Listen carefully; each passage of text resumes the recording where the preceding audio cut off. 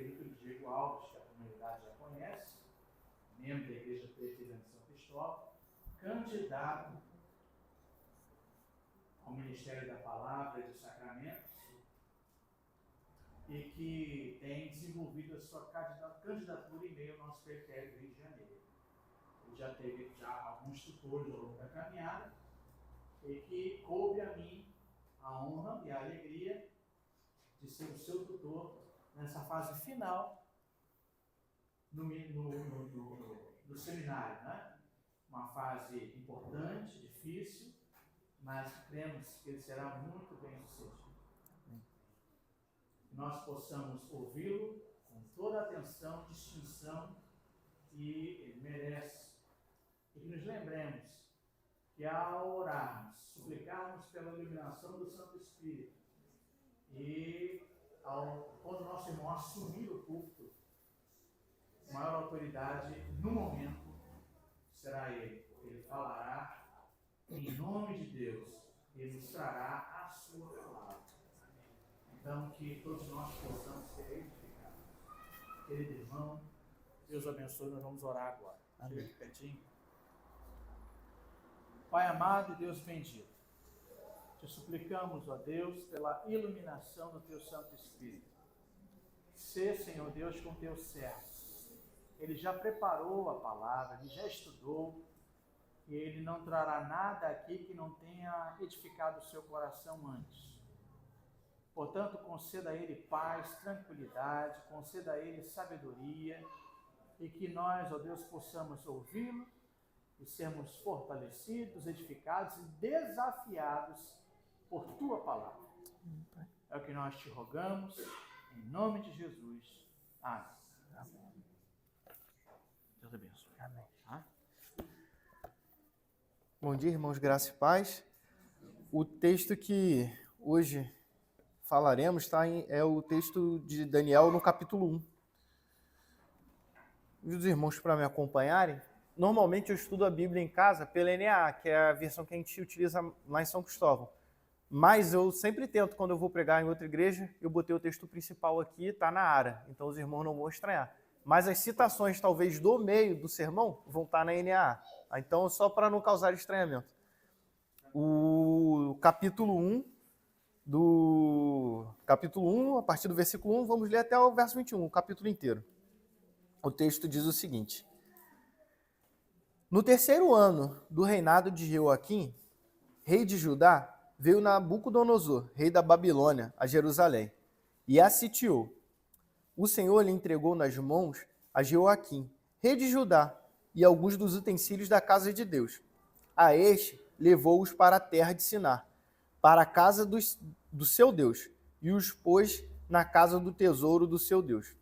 Disse o rei a Aspenaz, chefe dos seus eunucos, que trouxesse alguns dos filhos de Israel, tanto da linhagem real como dos nobres, jovens sem nenhum defeito, de boa aparência, instruídos em toda sabedoria, doutos em ciência, versados no conhecimento e que fossem competentes para assistirem no palácio do rei.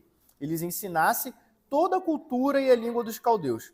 Determinou-lhes o rei a ração diária, das finas iguarias da mesa real e do vinho que ele bebia, e que assim fossem mantidos por 3 anos, ao cabo dos quais assistiriam diante do rei. Entre eles se achavam dos filhos de Judá, Daniel, Ananias, Misael e Azarias. O chefe dos eunucos lhe expôs outros nomes, a saber, a Daniel, o de Beltesazar, a Ananias, o de Sadraque, a Misael, o de Mesaque, e a Azarias, o de Abed-nego. Resolveu Daniel firmemente não contaminar-se com as finas iguarias do rei, nem com o vinho que ele bebia. Então pediu ao chefe dos eunucos que lhe permitisse não contaminar-se. Ora, Deus concedeu a Daniel misericórdia e compreensão da parte do chefe dos eunucos.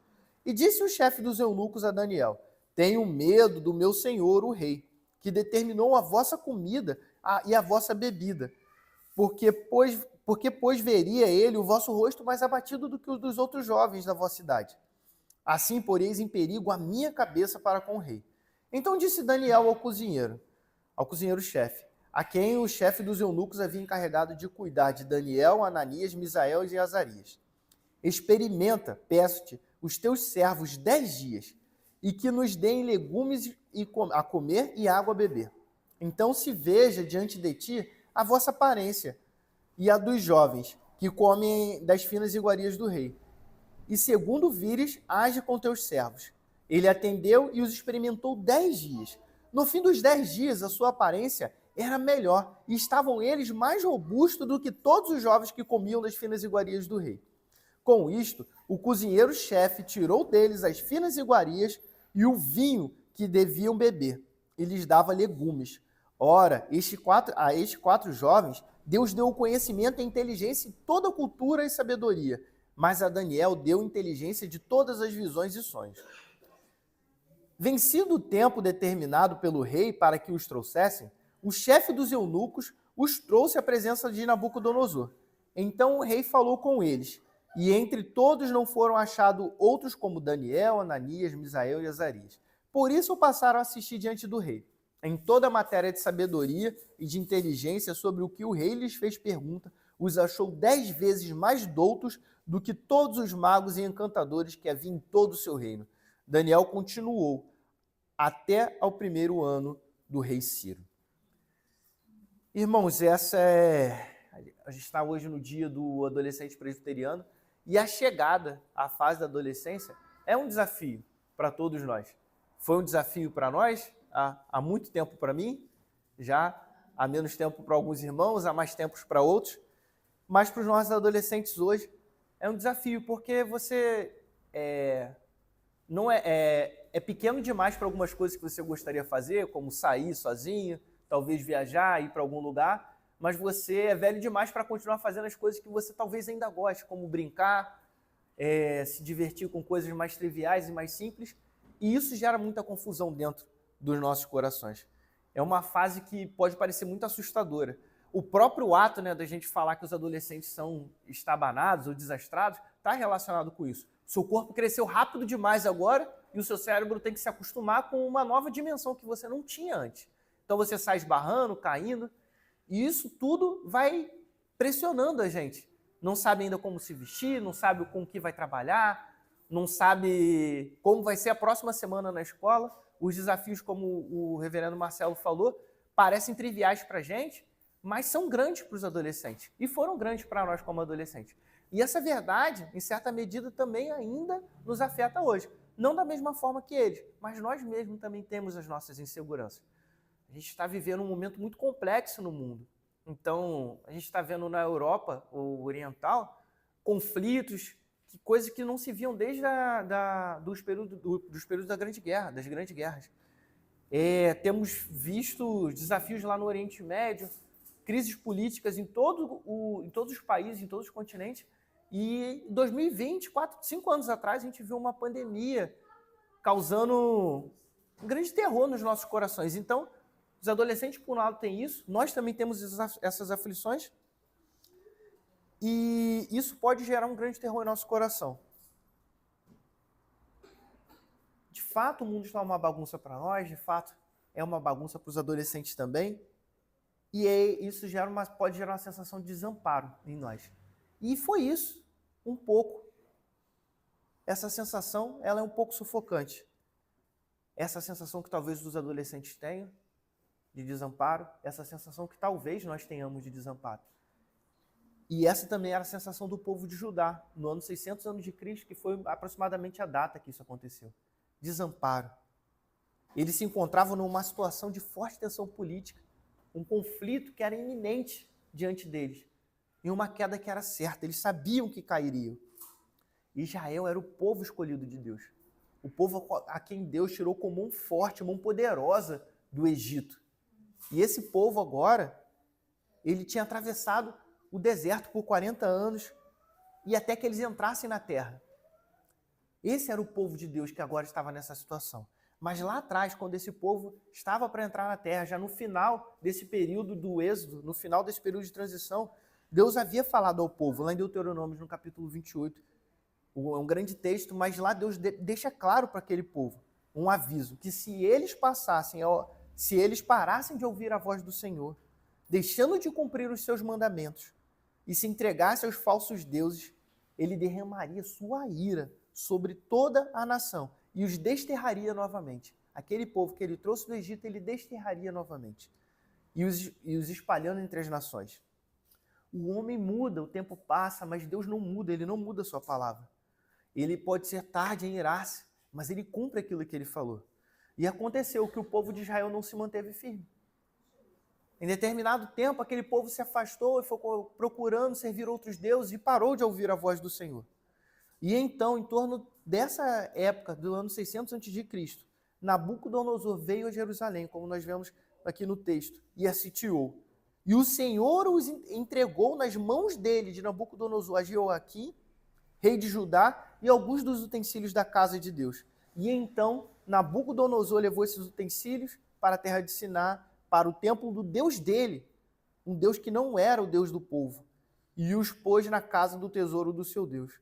Assim, pouco tempo depois disso, ainda Nabucodonosor continuou, e ele ordenou que alguns jovens da nobreza do reino de Judá fossem trazidos para a Babilônia. E por que ele fazia isso? Isso era um método de Nabucodonosor. Ele pegava aqueles jovens, aqueles adolescentes daquele povo, e ia procurar formar eles na cultura, integrá-los a cultura deles e tornar eles os seus funcionários públicos de governo daquele povo. Por que ele fazia isso? Porque caso aquele povo que ele tornou refém, que ele trouxe para sua terra, procurasse se rebelar contra ele, eles se rebelariam, na verdade, contra parte do seu próprio povo, que ele tinha colocado para governar aquela nação. Então ele formava aquela parcela jovem para eles governarem sobre o povo que ele havia capturado. Porque isso pacificaria o coração daquele povo. Afinal, eles se rebelariam contra gente da sua gente. Talvez até filhos, talvez sobrinhos que estariam ali, parentes ou amigos. Esse era o método dele. Então, entre esses deportados se encontravam Daniel e seus amigos, Ananias, Azarias e Misael. Esses jovens, que provavelmente tinham algo em torno de 17 anos, foram submetidos a esse programa de formação de 3 anos, uma formação intensa, naquela cultura que talvez era o auge da cultura naquele momento do mundo antigo. E ali eles deveriam aprender aquela cultura, o idioma, e eles receberiam a sua alimentação das finas iguarias do rei. Daniel, cujo nome significa... eles também tiveram seus nomes trocados. E aí é o que eu ia falar agora. Seus nomes também foram trocados. Não só eles receberiam as iguarias do rei, mas os próprios nomes seriam alterados. E qual era o motivo disso? O nome de Daniel significava Deus é meu juiz, e foi trocado para Beltesazar, que significa Deus Bel protege o rei. Ananias, que significava Yahvé misericordioso, passou a ser chamado Sadraque, ou seja, iluminado pela deusa Sol.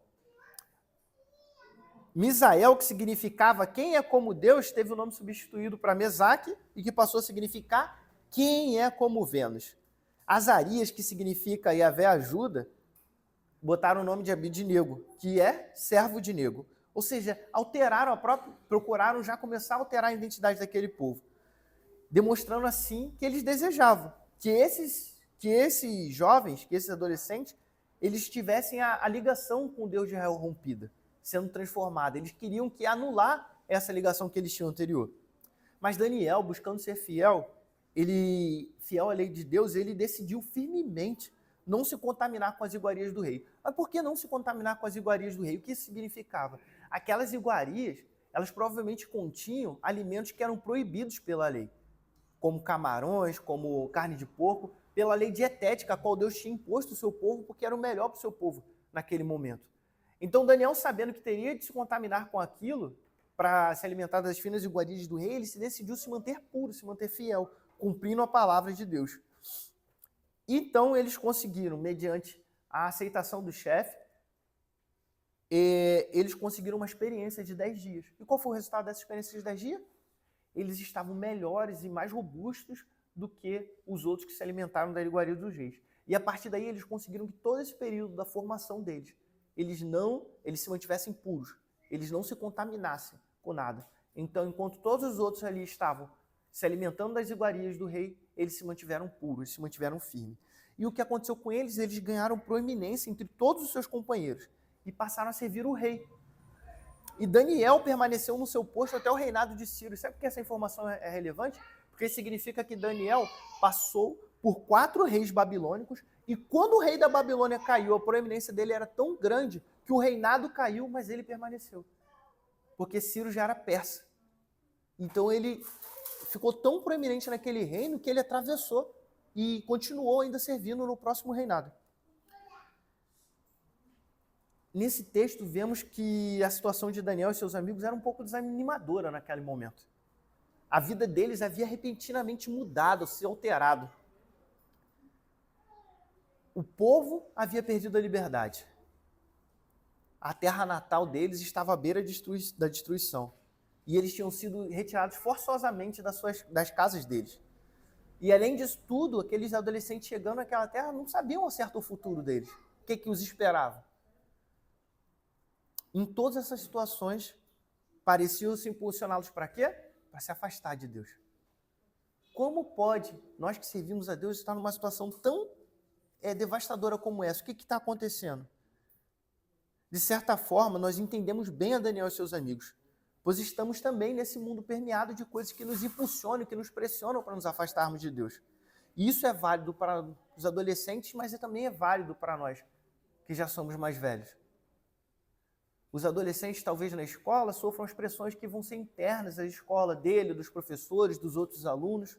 Quando eles entrarem na universidade, sofrerão outras pressões, mas nós também sofremos as pressões do trabalho, das questões financeiras, da saúde, dos nossos problemas, das nossas aflições. Olhamos para isso com incerteza para o nosso futuro e as coisas muitas vezes parece que não estão indo nada bem e isso aflige o nosso coração. Mas quando nós olhamos para a história de Daniel, vemos o gracioso cuidado de Deus por ele. Vemos Deus soberanamente cuidando daquele povo. Mesmo em meio àquele caos, Deus cuidava de Daniel, cuidou dos seus amigos e cuidou do seu povo. Mesmo no meio dessa bagunça, Deus continua cuidando de nós. Mesmo no meio desse mundo que pode nos afligir, nos aterrorizar, Deus continua cuidando de nós. Ele continua sentado em seu soberano trono. Não estamos abandonados nessa terra. E esse é um pouco do tema do que queremos falar essa manhã. As coisas estão difíceis, mas nada mudou. Sabe por quê? Porque Deus continua cuidando de nós. Deus continua cuidando de nós em toda essa situação. Em tudo que nós passamos, em todas as nossas fases da vida, seja na adolescência, seja na infância, seja numa juventude tardia, na vida adulta, na vida mais na terceira idade, em todos esses momentos Deus permanece fiel e cuidando de nós. Nosso primeiro ponto, ao mostrar que Deus continua cuidando de nós, é que Deus continua cuidando de nós por meio da sua disciplina. Nós podemos ver logo nos 2 primeiros versículos o que aconteceu aqui. Deus estava disciplinando o seu povo. Ele cumpre o que havia falado mais de 700 anos anteriormente, por meio de Moisés, que se o povo pecasse e abandonasse, ele iria disciplinar o seu povo. Ele iria desterrar de novo aquele povo e iria de novo enviar aquele povo ao exílio. O povo se afastou e Deus, em seu zelo, exerceu a sua disciplina sobre aquele povo, sobre aquela nação. Mas ele não fez isso porque ele estava abandonando Israel. Ele não fez isso porque ele estava irritado e queria afastar Israel de si. Ele fez isso pelo contrário, porque aquele era o caminho para a restauração. Aquele era o caminho para trazer Israel de volta. Precisamos entender o que significa a disciplina aplicada por Deus. Que ela possui um objetivo. Ela não é simplesmente para punir. Ela é direcionada para a restauração do seu povo.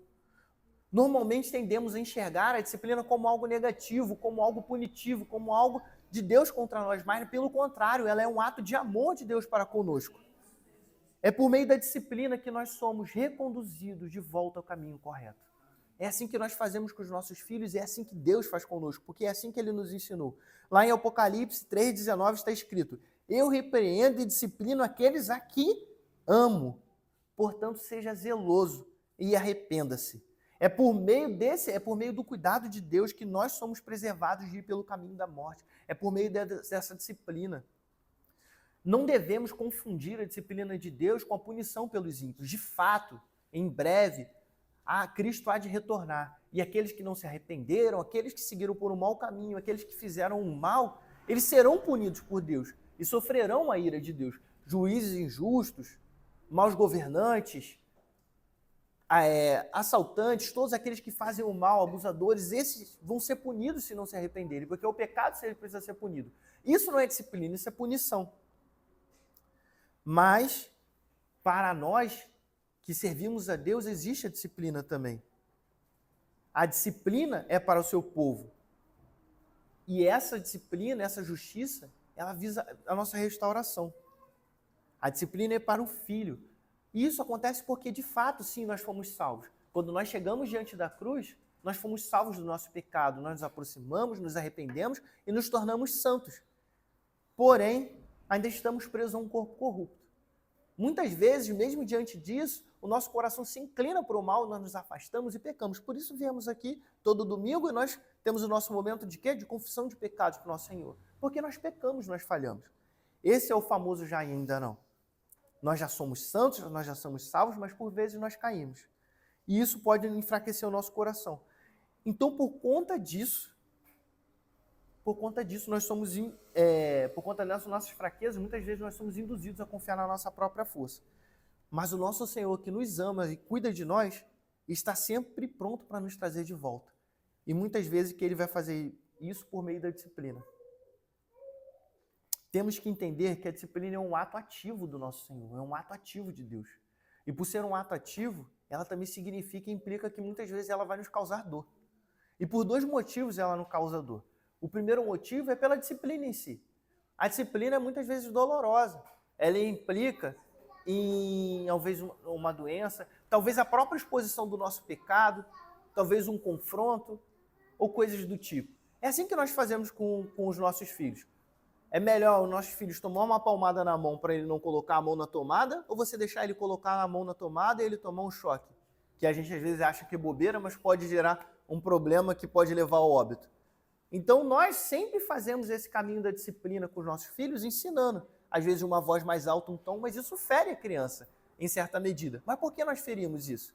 Porque nós entendemos que existe um ferimento maior. O meu filho ele não atravessa a rua, mas sem me dar a mão. Porque um dia ele foi fazer isso na casa da minha mãe, ele olhou para os lados, viu o carro vindo, mas saiu correndo. Eu não posso deixar que ele faça isso por conta própria, porque isso é perigoso para ele. Então eu disciplinei ele naquele momento, para ele entender. E ele fica seguro, assim Deus faz conosco, mas isso implica em dor por conta disso. E a outra dor que é relacionada com a disciplina do Senhor é porque quando Ele nos disciplina, nós somos obrigados a ver o quê? Que nós somos falhos e pecadores. Nós somos expostos diante disso. E a gente vive num mundo hoje onde as pessoas desaprenderam o que é estar errado. E ninguém mais está errado hoje. E quando você desaprende, quando você deixa de saber o que é estar errado, não existe arrependimento, porque você sempre tem uma justificativa. E a disciplina do Senhor, ela expõe que a gente está errado. Isso é uma autoanálise que a gente precisa fazer. Quanto tempo tem que a gente não vira para alguém e fala, perdão porque eu estava errado? A gente sempre acha que é o outro que está errado.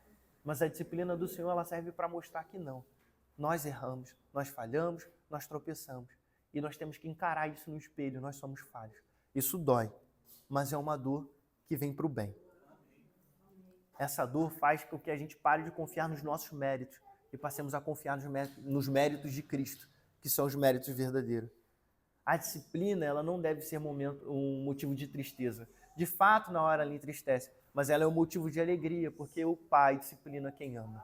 Se a disciplina recai sobre a nossa vida, é porque Deus tem cuidado de nós, nós temos sido amados pelo nosso Senhor. Então, meus irmãos, confiem assim na disciplina do Senhor, pois em tempo oportuno nós colheremos o fruto dessa disciplina. Pois aquele que prometeu disciplinar o povo que pecasse também prometeu que restauraria o seu povo. Devemos amar e confiar na disciplina do Senhor. Um segundo ponto que nós podemos ver sobre o fato de que Deus continua cuidando de nós é que Ele continua cuidando de nós por meio das características que Ele nos deu. Esse ponto ficou um pouco grande, mas eu quero que vocês prestem atenção. Ele cuida de nós por meio das características que Ele já nos deu. Ele é o nosso Criador. Daniel, Ananias, Misael e Azarias, eles foram selecionados para serem levados para aquela nação por conta de quê? Das características que eles possuíam. Nabucodonosor, ele queria jovens específicos para o seu programa de subjugação de Judá. Eles precisavam ser de uma linhagem nobre, ter boa aparência, sem defeitos, sábios, instruídos, versados no conhecimento e competentes para servir ao Palácio Real. Essa é uma lista e tanta de atributos. Talvez se a gente vê um jovem, um adolescente assim na rua, a gente vai olhar e falar, caramba, que referência que a gente está vendo ali. E eles talvez eram vistos assim no povo. Eles não escolheram ser daquela forma. Deus que soberanamente determinou que eles fossem daquela forma. Aquelas foram características que Deus colocou sobre eles. E talvez eles passaram boa parte da vida deles felizes por aquelas características que eles tinham. Afinal, eles eram destaque do povo deles. Mas foi essas características que eles possuíam que fizeram com que eles fossem desterrados. E eles estavam naquela terra, apesar de tudo, como reféns. Reféns da comida que tinham que se alimentar. Eles seriam obrigados a respeitar o próprio Deus. Aquele povo, aqueles jovens que tinham aquelas características, foi o que impulsionou eles. Talvez naqueles momentos eles talvez quisessem, seria melhor ser de uma família pobre que ficou na terra, para cuidar da terra. Talvez eles continuassem com os amigos dele, com a vida que eles possuíam. Mas eles foram desterrados por aquelas características dele. Mas Deus tinha um propósito naquilo. Como falei, primeiramente a gente podia achar eles sortudos. Depois a gente podia achar eles azarados. Depois a gente, no meio da história, vai ver que eles eram sortudos. E depois a gente vai ver, então, eles deram azar de novo. E isso vai ser esse jogo. E não é sorte nem azar. Era Deus cuidando e conduzindo por meio das características que Deus queria para aqueles jovens. Nada está fora do controle de Deus. Foi para isso que Deus os havia preparado. E cada um aqui também possui características únicas. Cada um é específico de um jeito. Alguns, esses atributos combinados, esses atributos que cada um aqui vai ter combinados, ele vai gerar uma pessoa única. Alguns aqui vão possuir habilidade para música, como a irmã Denise, que toca lindamente o piano. Alguns vão ter, talvez, uma propensão para ensinar, como o presbítero Anderson, que dá sempre uma boa aula aqui para a gente, ou o reverendo Marcelo, que prega aqui para nós. Alguns vão ter determinadas propensões. Vão ser mais voltados para a área de exatas, vão ser mais voltados para a área de humanas e por aí vai. Eu costumo brincar que na Marinha eu sou maquinista. Eu escolhi ser maquinista e é a pior profissão. Normalmente fica sempre para escolher por último. Eu falo que eu dei azar, porque Deus me deu essas características com propensão para isso. É difícil, mas é como Deus escolheu que eu fosse.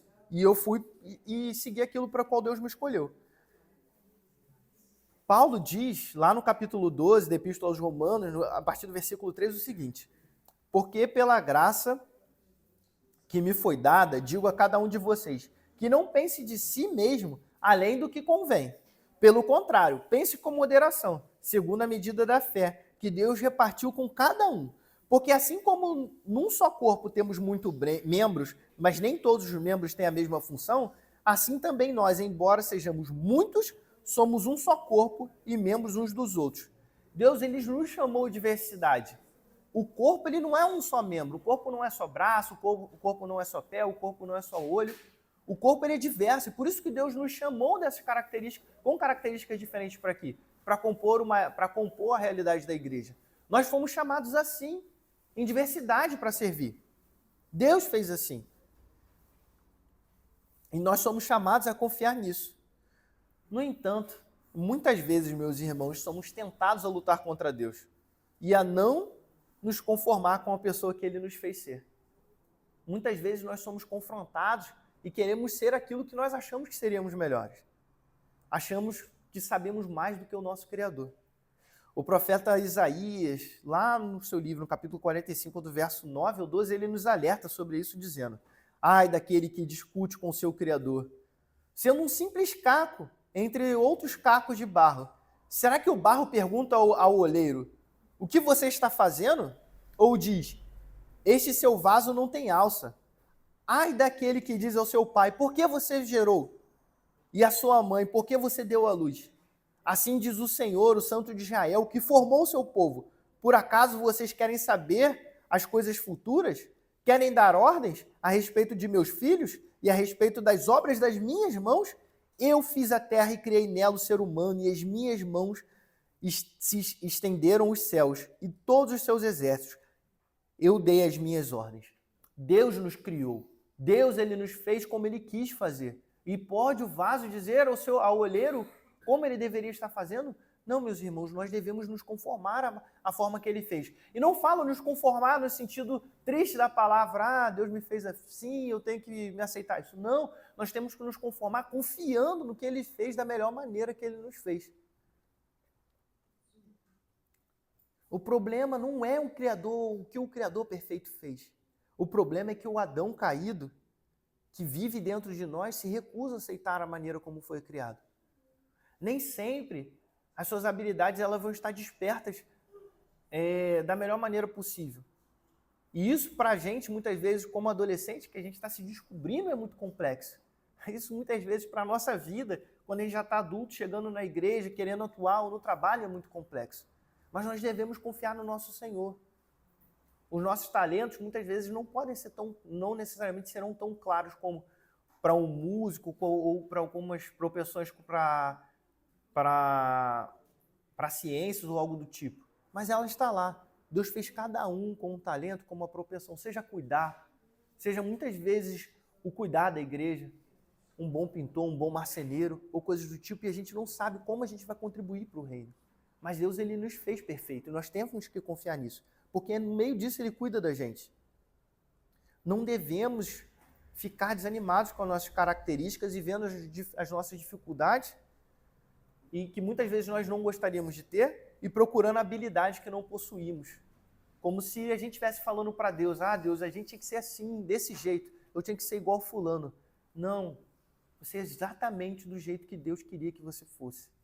Perfeito do jeito que você é. Precisamos lembrar quem nos fez assim. Foi Deus. Deus que nos fez assim. Sabe quem é esse Deus que nos fez assim? Aquele que não nos negou o Filho. Aquele que não nos negou o Filho, não nos abandonou de sob forma alguma, não nos criou imperfeitos sob forma alguma. Ele nos criou perfeitos, do jeito que Ele queria que nós fôssemos. Este é um chamado à confiança no cuidado de Deus. Nós somos chamados a confiar. Isso é porque nós devemos confiar. Nós somos lembrados por nossas características, que esse cuidado abrange tudo em nós. Esse cuidado não é só externo, esse cuidado é interno. Todas as nossas características, todo o nosso ser é cuidado por Deus. Isso fica claro quando nós olhamos para quem nos criou. E nós devemos confiar nisso, que Deus nos fez diversos e isso é belo, que nós somos diferentes. Um terceiro ponto que Deus continua cuidando de nós é que Ele continua cuidando de nós por meio da sua palavra, da sua santa palavra. Daniel e seus amigos passariam 3 anos de formação naquela nação. 3 anos em que a cultura deles seria atacada, em que eles seriam obrigados a cumprir esses certos procedimentos, como se alimentar das finas iguarias do rei. Eles estavam conscientes de que aquilo feriria a lei de Deus. Então, o que eles fizeram? Eles decidiram não se contaminar naquela região. Eles preferiram confiar na palavra de Deus do que no senso comum. Quando a gente para olhar, o que o senso comum diria naquele momento? Que quem se alimentasse do que o rei se alimenta estaria mais saudável, estaria mais vigoroso, estaria mais forte diante do rei. Mas eles preferiram confiar no quê? Na palavra de Deus. Porque se Deus falou que aquilo era impuro, que aquilo não faria bem para eles, eles confiaram naquilo que Deus falou. Eles poderiam usar aquele momento como artifício. A gente é refém aqui e a gente vai se entregar, não tem o que fazer. Vou ter que comer desse alimento aqui que está sendo me oferecido. Como um jeito de se afastar da palavra de Deus, daquilo que Deus havia ensinado. Mas eles não fizeram isso, pelo contrário, eles lutaram e buscaram se manter firmes. Foram contra o sistema que estava ao redor deles. Procuraram meios para isso e Deus foi dando graça para eles, para se manter firme naquele meio. A palavra de Deus é o cuidado manifesto de Deus por nós. Ela diz como deveremos viver, como devemos prosseguir a nossa vida. Ela é o caminho da santidade. Mas muitas vezes nós somos enganados e confrontados com uma ideia de que a palavra de Deus é como um curral, como um cercado que está aqui para nos impedir de sermos felizes. Ou de cumprir aquilo que seria bom para nós, que nos traria prazer. Muitas vezes, E nós, como igreja, historicamente falando, falhamos nisso. E ensinamos, muitas vezes, que a palavra de Deus é um conjunto de leis e de normas que implicam em uma série de renúncias de coisas dessa terra para você ter um prazer muito maior quando Deus voltar. Então ela é um bando de regras que eu abro mão das coisas aqui, porque lá eu abro mão da felicidade aqui na terra, porque lá no céu eu vou ser feliz. Enquanto a palavra de Deus, ela não é isso. O convite à santidade não é um convite a uma renúncia em busca de uma alegria futura. Não. O convite à santidade é um convite para abraçar a verdadeira alegria que já começa nessa vida presente. Porque a santidade é a verdadeira alegria. Então, quando a gente fala sobre renunciar os prazeres que o mundo tem para dar, não é uma renúncia em busca de uma alegria futura. Não, é a renúncia da dor, do sofrimento. O prazer que o mundo tem para oferecer para a gente não traz uma alegria definitiva. A santidade é a verdadeira alegria. E essa é o que a palavra mostra para a gente, para que a gente confie. A santidade é boa, a santidade é perfeita. A gente não segue a palavra como um curral que nos prende, não. A palavra de Deus é o campo aberto quando nos leva para a verdadeira liberdade. O pecado e o prazer dessa terra é que é o curral que nos prende, que é o que nos engana. Então, Daniel propôs esses 10 dias, esse experimento. E o que aconteceu ao final? Deus cumpriu a sua palavra. E aquele chefe dos cozinheiros, ele teve que testificar que a palavra de Deus era genuína e verdadeira e que ela era melhor para aqueles jovens do que o que ele achava que era. Aquilo que Deus nos ensina, que é correto, é o que é melhor para nós. Nós somos convidados a confiar nisso. A palavra de Deus é o caminho, a verdade e a vida. Ela que nos dá, nós, ao exemplo de Daniel, ao exemplo de Daniel e seus amigos, somos convocados a confiar nessa palavra. Não importa o que digam ao nosso redor, não importa o que seja dito ao nosso lado, nós somos convocados a confiar na palavra de Deus. A palavra de Deus diz que nós estávamos perdidos em nossos pecados. A palavra de Deus diz que nós estávamos distantes do nosso Senhor, mas ela mostra como Deus enviou o seu Filho amado para viver em nosso meio. A palavra de Deus mostra como esse Filho amado veio, viveu, andou entre nós e subiu numa cruz por nós e morreu em nosso lugar. A palavra de Deus nos mostra que quando ele morreu, os nossos pecados foram condenados dele e nós fomos perdoados. A palavra de Deus também nos mostra que ele não permaneceu morto, mas ele ressuscitou. A palavra de Deus também nos mostra que ele não somente ressuscitou, mas que ele subiu aos céus, está ao lado de Deus Pai Todo-Poderoso. A palavra de Deus também não nos mostra somente que ele subiu aos céus, ela também nos mostra que em breve ele há de voltar. E isso marca o nosso coração, o nosso Senhor há de voltar. A palavra de Deus informa isso. Ela é fiel. A palavra de Deus mostra qual é o caminho perfeito. Ela mostrou qual era o caminho perfeito para Daniel e seus amigos ali. E ela mostra para nós hoje, independente da fase da vida que estejamos. Isso vale para mim, isso vale para todos vocês.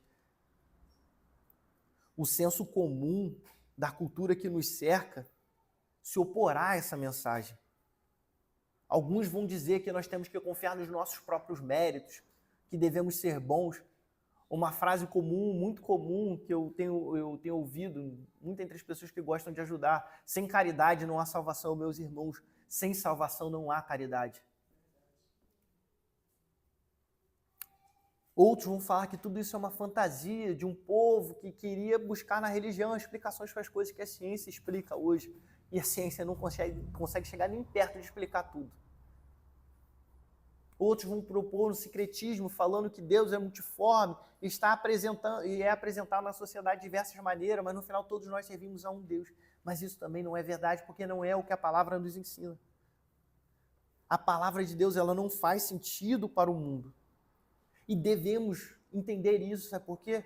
Porque nós temos que resistir à tentação de sermos aceitos. Meus irmãos, a palavra é loucura para o mundo. Isso quer dizer que muitas vezes nós não vamos ser aceitos por isso. Isso quer dizer que muitas vezes seremos rejeitados. Isso quer dizer que muita gente vai se opor contra a gente. Não estou falando que nós devemos buscar sermos antipáticos. e não sermos agradáveis, não. O que eu estou falando é que nós devemos entender que muitas vezes as pessoas vão se opor a gente simplesmente porque queremos seguir a palavra de Deus. Muita gente vai gostar, muita gente vai procurar, mas a gente não está atrás disso. Nós estamos atrás de cumprir a verdade. Então, nos nossos ambientes, nas nossas escolas, nos nossos trabalhos, muitas vezes nós temos que entender que em alguns momentos nós vamos ter que nos manter firmes e sabendo que isso não vai ser agradável e que não vão nos aceitar por isso. Os babilônios tentaram mudar a relação de Daniel com seus amigos e seus amigos para com Deus por meio da mudança do nome deles. Mas eles não sabiam que não era o nome deles que os mantinha firmes em Deus, mas era a firmeza do coração. Não estamos sob o cuidado de Deus porque nós somos chamados de crentes, ou cristãos, ou evangélicos, ou presbiterianos, e por aí vai. Não é a maneira como nós somos chamados que define quem nós somos. No passado, eu sempre ouvi isso, né? Minha família se converteu, eu já era mais criança, mas talvez para os cristãos mais antigos, que eram no passado foi chamado de Bíblia, né? Porque estava sempre andando com a Bíblia na mão, mas isso não tornava ninguém cristão. E denegrir isso, chamar a outra de outra coisa pejorativa, não vai te desfazer como cristão. E isso também não vai te manter firme, não é o teu título que te mantém firme a Cristo, mas é o teu coração ligado à confiança na palavra, é a fé e a confiança na palavra de Deus que te torna cristão. Então, quando mudaram o nome de Daniel e tiraram e colocaram o outro nome, na intenção de desvincular ele de Deus, falharam miseravelmente, porque podiam mudar o nome dele, mas o coração dele ia permanecer firme. E assim isso também deve ser verdade sobre nós. O nosso coração é que deve permanecer firme na palavra de Deus. O nosso coração é que deve permanecer firme na confiança de que Deus cuida de nós, de que Deus nos salvou, de que um dia Cristo há de voltar. Daniel e seus amigos confiaram em Deus. E Deus fez o que sempre faz, cuidou dos seus filhos. Deus cuida de nós por meio da sua palavra. Então, abandone a autoconfiança e passe a confiar naquilo que está escrito, passe a confiar na palavra de Deus. Eu sei, meus irmãos, que o mundo está cada vez mais caótico e a gente está vivendo talvez um ciclo de baixa, né? As guerras estão ficando cada vez mais próximas, a Europa voltou a reinvestir na militarização, e isso indica que talvez em breve a gente possa ver uma guerra numa escala maior. Esse é um problema para todos nós. Mas talvez os nossos adolescentes estão preocupados com o que eles vão passar na escola na semana que vem, com o regresso das férias. Ou se a pessoa que implica com ele vai estar lá e vai voltar a implicar, ou coisas do tipo, e isso também é legítimo. São preocupações que afligem o nosso coração como um todo. Isso nos deixa assustados. Mas também temos que entender que mesmo em todas essas aflições que podem estar se apresentando diante de nós, Deus continua cuidando de nós. Mesmo em meio a todo esse caos, mesmo em meio a toda essa confusão. Deus, ele não nos abandonou nos nossos pecados, mas ele amorosamente ele nos disciplina e nos traz de volta para o caminho. Deus é aquele que nos criou da forma que nos criou. E por meio dessas características que ele imprimiu em nós, ele manifesta o cuidado do seu amor, nos colocando na função certa, no momento certo, nos locais corretos, ainda que a gente não veja isso em determinados momentos.